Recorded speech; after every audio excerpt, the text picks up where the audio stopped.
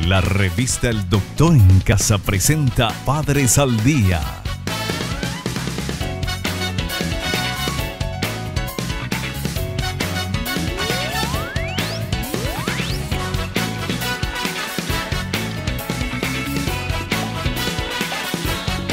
Con la conducción de Alicia González Rodas. Padres al Día.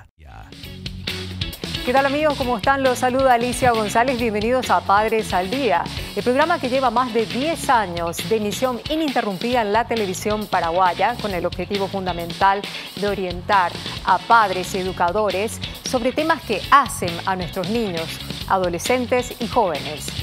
El tema que desarrollaremos hoy, el acoso escolar, y lo haremos a través de una experta. Quiero agradecer de manera especial a las empresas cuyas placas aparecen en pantalla que se encargan de mi look.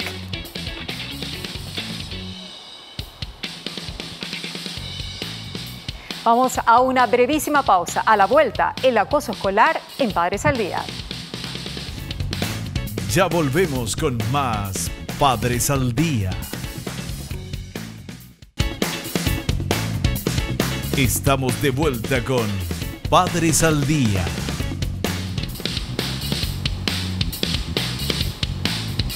En Padres al Día damos la más cordial bienvenida a la licenciada Claudia Marecos. Ella es psicóloga clínica, para hablarnos de un tema muy interesante que es el acoso escolar. Bienvenida. Gracias, Alicia. Gracias por invitarme al programa, es un placer.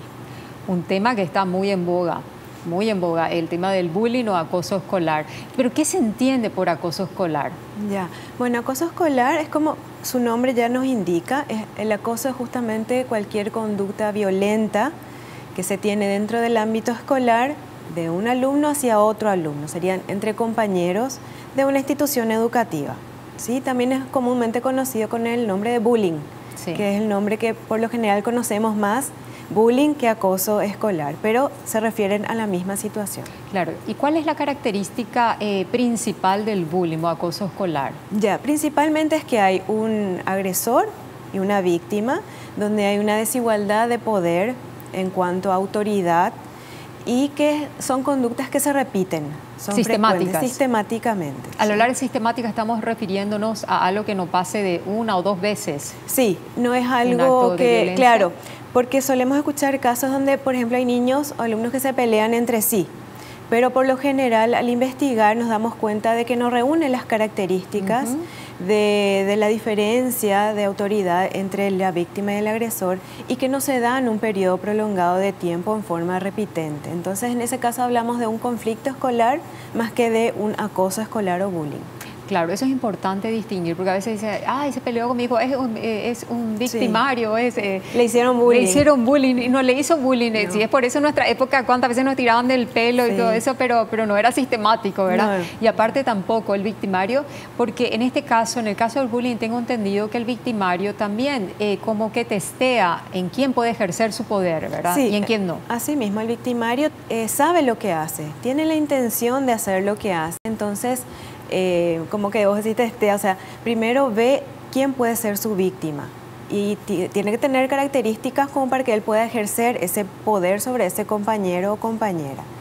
Ambos necesitan ayuda, ¿verdad? Porque los dos tienen problemas de autoestima, porque evidentemente que el que busca sentir poder es porque tiene la autoestima disminuida y el que acepta ser también víctima es porque también tiene la autoestima. ¿Cómo fomentar esa autoestima? Y también ayudar a los dos, porque son dos caras de una misma moneda. Sí, la verdad que el acoso escolar es un problema bastante complejo. No podemos hablar de una o dos causales solamente, sino que hay que hacer una evaluación exhaustiva de cada caso, tanto de la víctima como del agresor. Pero sí, se tiende a encontrar problemas de autoestima, inclusive a veces en los agresores una autoestima un poco más elevada, pero la falta de una autocrítica respecto a sus comportamientos. Y en la víctima sí también baja autoestima o por lo general tienen una autoestima no muy elevada y con este acoso baja otra vez mucho la autoestima. Y ya que hablamos de victimario, la producción tiene preparado un material muy interesante para profundizar más en el tema. El agresor. es quien deliberadamente hace uso de la fuerza para acosar a otro ante la mirada de los demás que son los espectadores. Esta acción lo hace sentir poderoso ante ellos. El acoso puede presentarse como maltrato físico, verbal o psicológico que se produce de forma reiterada a lo largo del tiempo. Según datos de la Dirección General de Protección y Promoción de los Derechos de la Niñez y Adolescencia del Ministerio de Educación y Ciencias, de enero a marzo de 2019 ya se recibieron 6 denuncias de acoso escolar. Existen más casos que no llegan a denunciarse.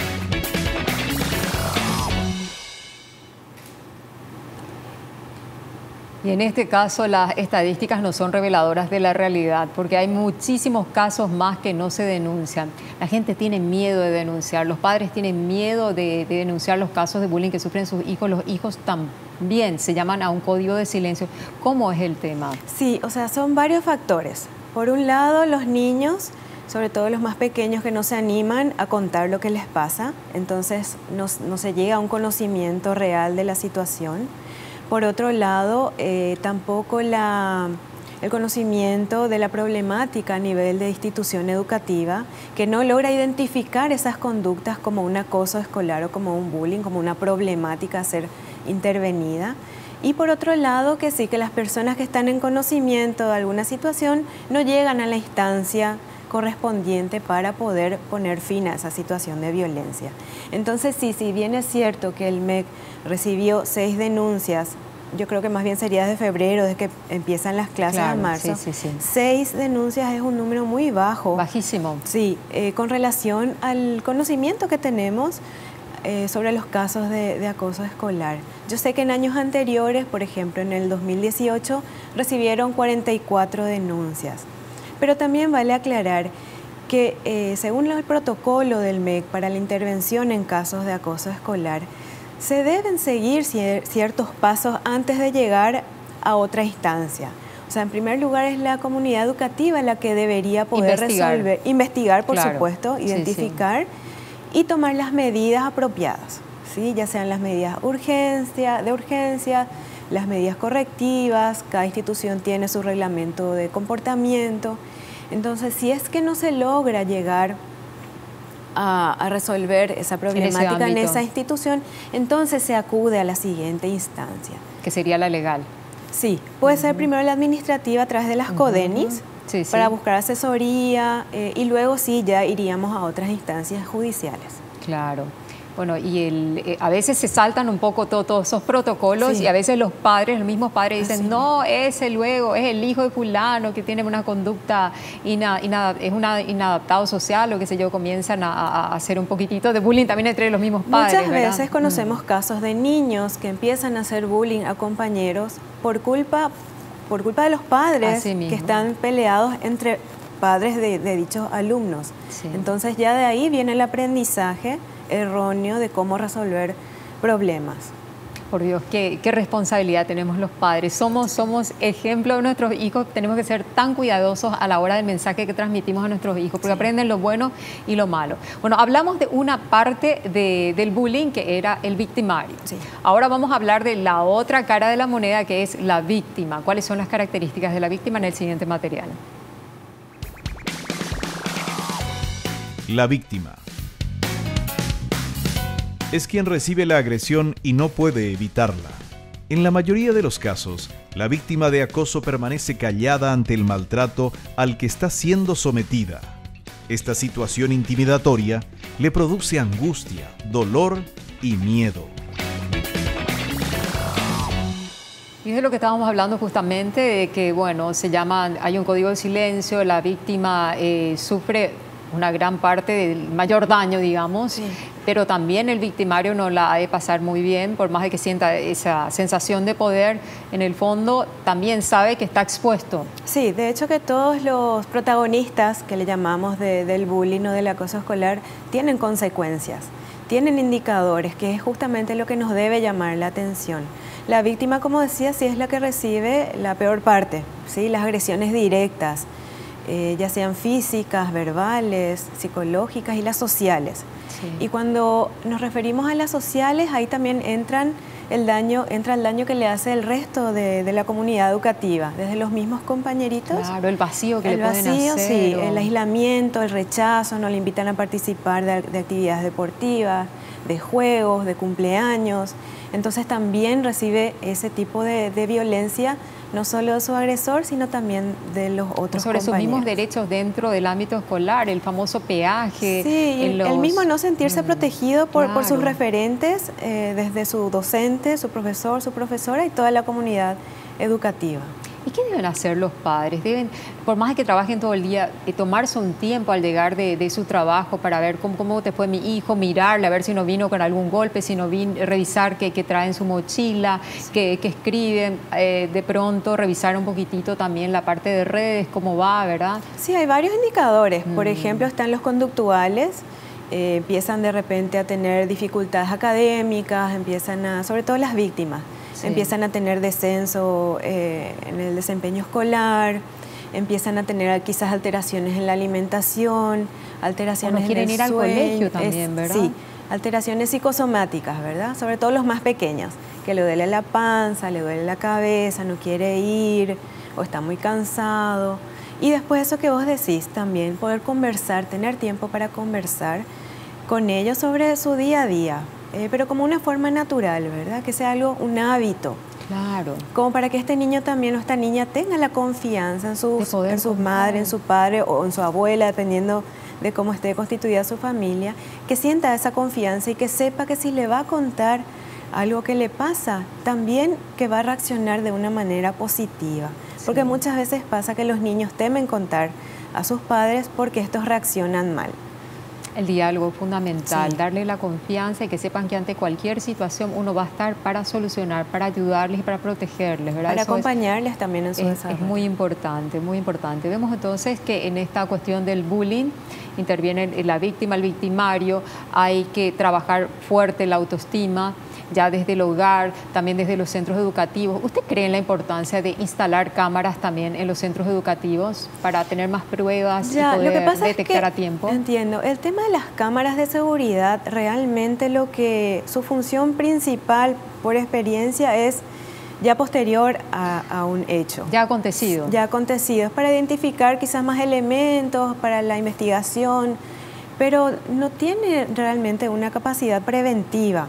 O sea, la prevención lo tienen que hacer los que constituyen la comunidad Trabajar educativa. desde la prevención sería lo ideal. Sí.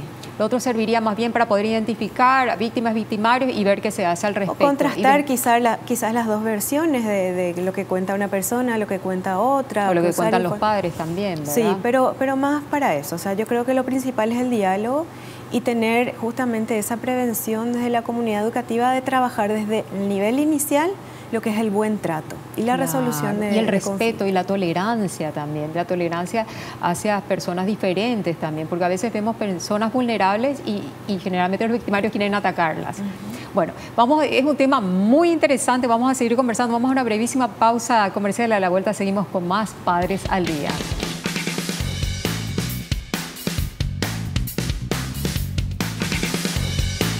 Ya volvemos con más Padres al Día. Estamos de vuelta con Padres al Día.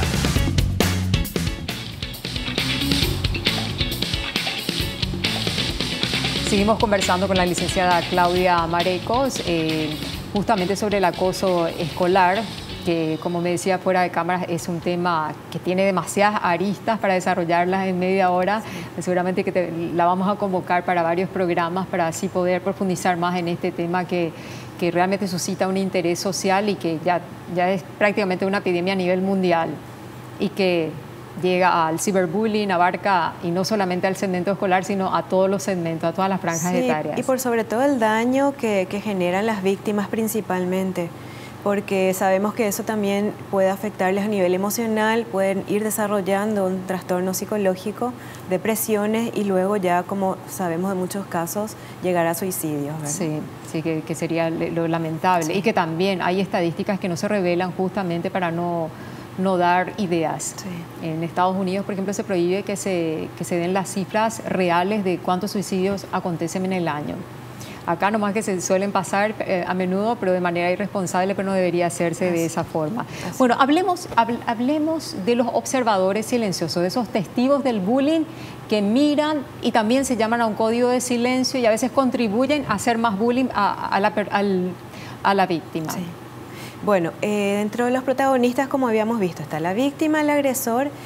El agresor por lo general tiene sus seguidores, por lo que solemos conocer, ¿verdad? Está el agresor y detrás de él o de ella 2 o 3 personas, compañeros o compañeras más, que por lo general apoyan la situación, a veces no agreden explícitamente, pero están alentando al agresor.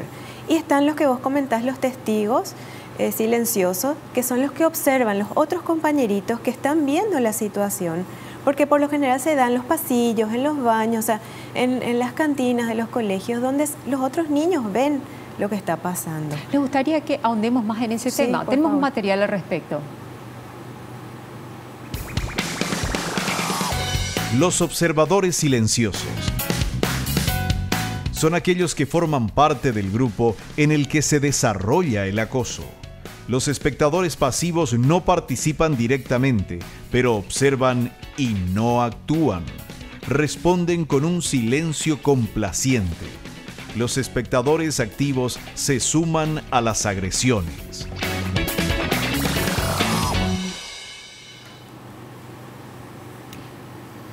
Pero también para estos observadores silenciosos, el bullying tiene una cuota de daño, porque ellos saben que está mal lo que está aconteciendo y al omitir sienten que están siendo... Nadie escapa a su conciencia finalmente. Sí, es uno de los daños también. Sí. Como te decía, todos sufren daños en diferentes niveles o intensidad.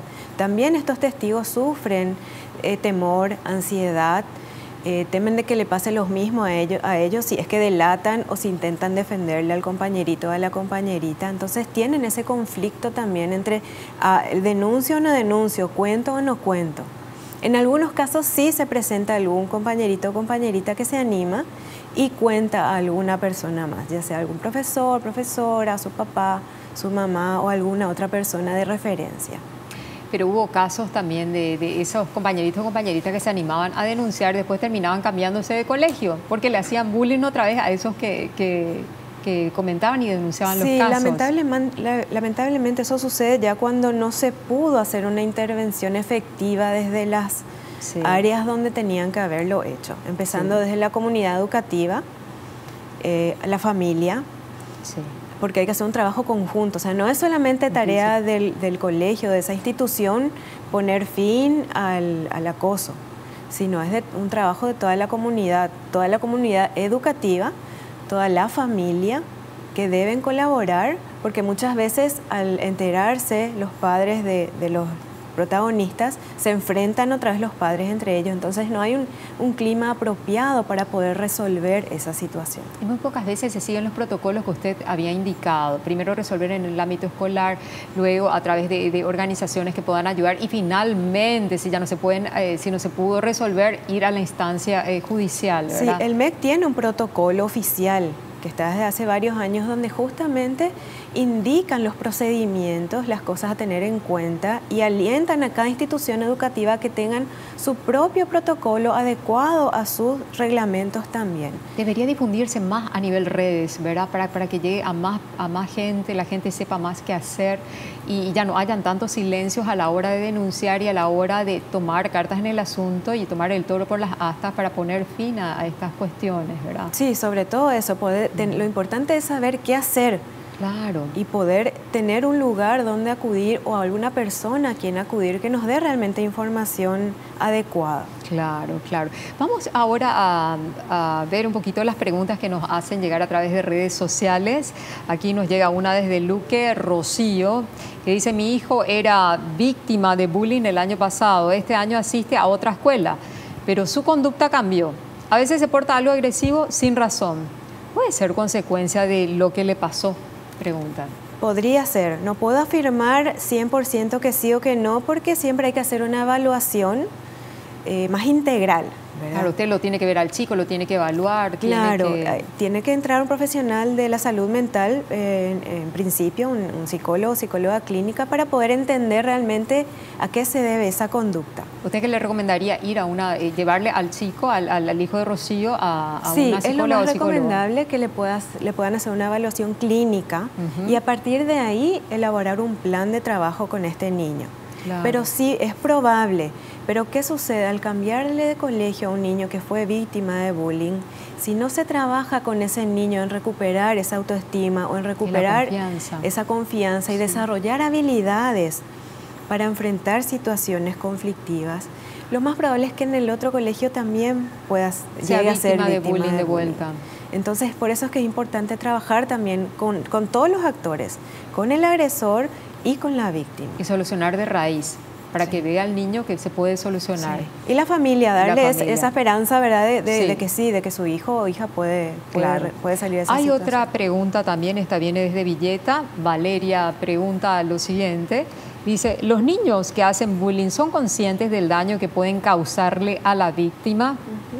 Es una pregunta interesante porque muchas veces escuchamos decir, no, son cosas de niños nomás, no se dan cuenta de lo que hacen. Pero cuando hablamos de violencia, cuando hablamos de agresiones, de acoso, de bullying, estamos hablando de conductas intencionadas, ¿sí? Que es una de las características que vimos al comienzo del programa. O sea, hay una intención de hacerle daño a la víctima. Pero yo lo que quiero rescatar, como estamos hablando de niños, niñas y adolescentes, a mí lo que me preocupa siempre es cuando se habla del agresor, lo primero que se piensa es en el castigo para el agresor. Pero tenemos que detenernos un momento a pensar qué hizo que ese niño, esa niña o ese adolescente haya iniciado este tipo de conductas.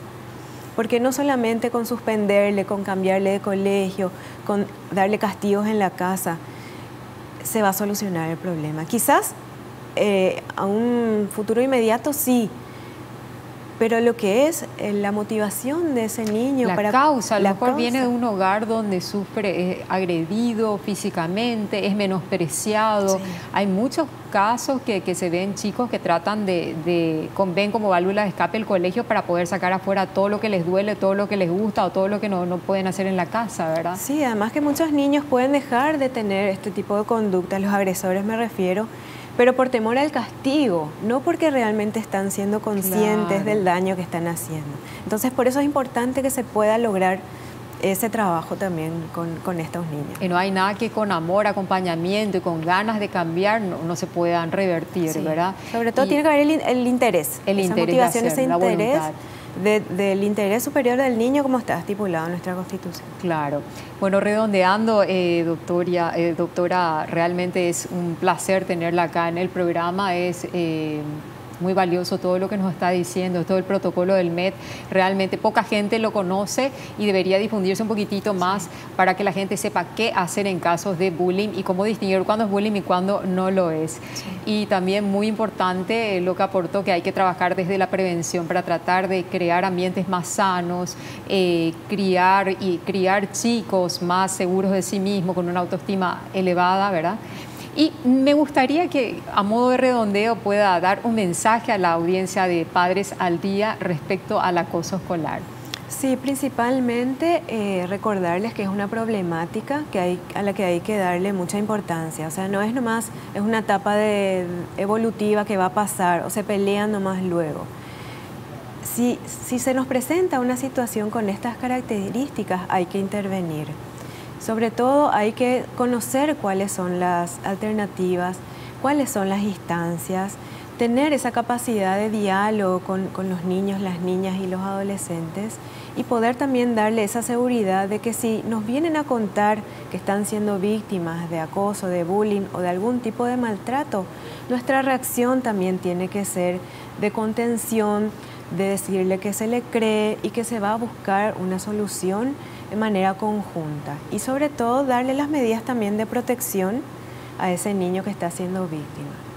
Claro, más que importante todo lo que dice, porque generalmente los chicos tienen miedo y a veces cuando en el caso de padres que está solamente la madre o solamente el padre, tiene miedo también de mover toda una estructura, ¿verdad? Por miedo a que socialmente mi hijo sufre de bullying, va a ser mal visto. Entonces hay que sacarse los miedos y hay que trabajar en conjunto y ir a la raíz del problema, como bien lo dijo. Sí, como dije, hay muchas instancias, y es que de repente no están seguros de que lo que le está sucediendo es bullying a sus hijos. Hay instancias como la CODENI, la Defensoría de la Niñez, el Ministerio de la Niñez a través de Fonoayuda, donde pueden llamar a adentrarse y a poder identificar, que les den orientación sobre la situación para saber qué poder hacer.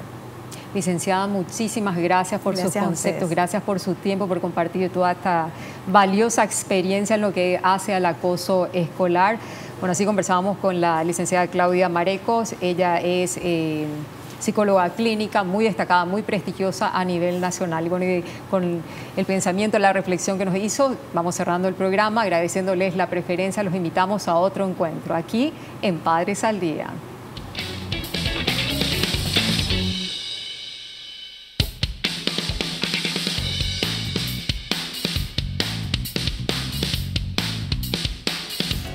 La revista El Doctor en Casa presentó a Alicia González Rodas en el programa Padres al Día.